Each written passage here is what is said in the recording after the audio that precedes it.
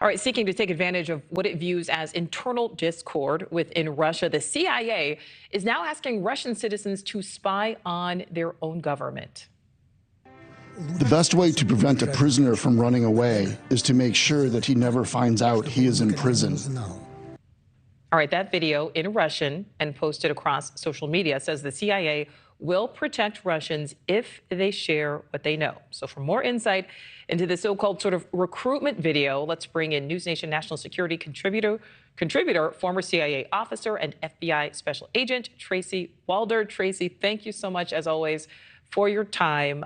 You're a former CIA officer. What was your first reaction to seeing this video directly appealing to Russians? Have you ever seen anything like this before? Well, thank you so much for having me, Nichole. In short, I quite frankly think that this is brilliant.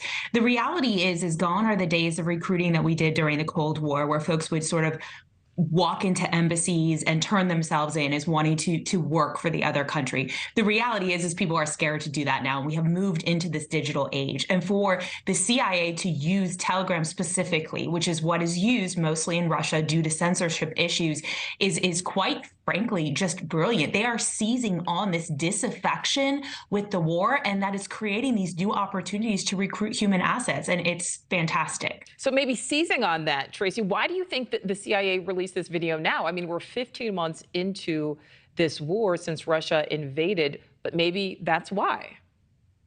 You know, I can't say for certain, but I think as the war has kind of waged on, and the fact that it really is taking a lot longer than, quite frankly, the CIA themselves thought that, Ukraine would fall rather quickly, and they haven't.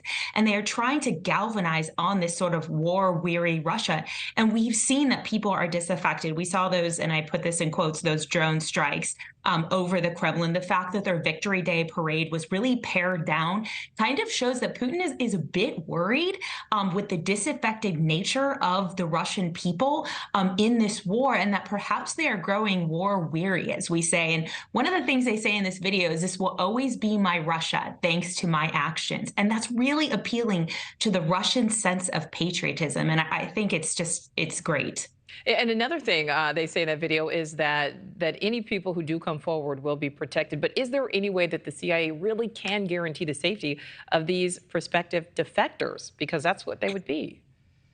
You know what, Nichole, that's an excellent point. And, I just want to be as transparent as possible. You can never completely guarantee someone's safety. I don't think that that's anything anyone should make and say to someone that we can always guarantee your safety. It's just not possible. But the fact that they are using the dark web and they are using a Tor to have folks basically report that they would be willing to share information is giving folks this added sense of security and showing that the CIA is doing what they can to protect their sources and methods, as well as the lives of these human assets. Last question for you, Tracy. Do you think this will work?